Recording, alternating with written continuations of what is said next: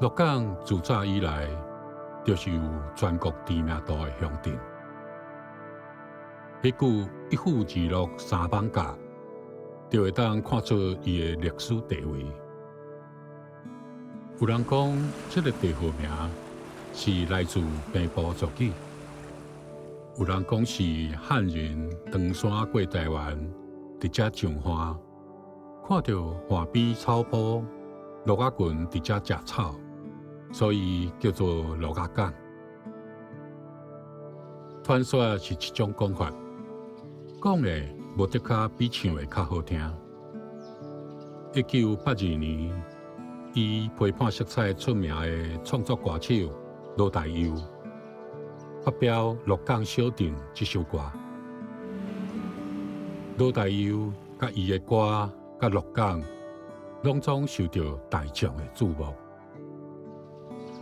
歌词内面写到的妈祖庙，自16世纪末以来，几百年的时间经过，不管改朝换地、繁华起落，一直伫遮庇佑人甲土地。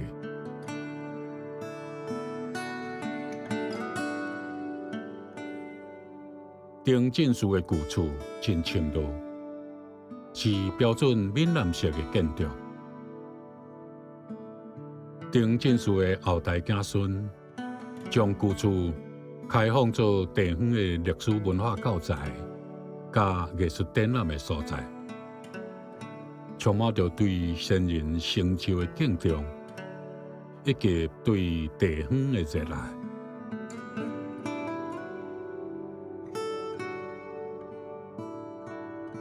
古界旧厝是日本时代上时行的建筑风格。这个豪华的建筑，亲像历史教科书，记载一个家族对台湾近百年政治经济的影响。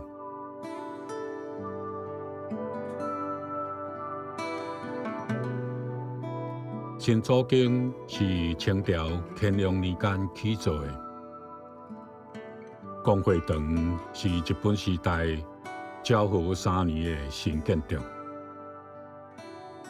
外来的统治者用建筑替家己写历史，但是鹿港犹原是鹿港。咱好亲像听到伊轻声细细安尼讲：5000年有5000年的脚步，400年有400年的前途。莫小家脚，才会愈行愈开阔，搁开阔。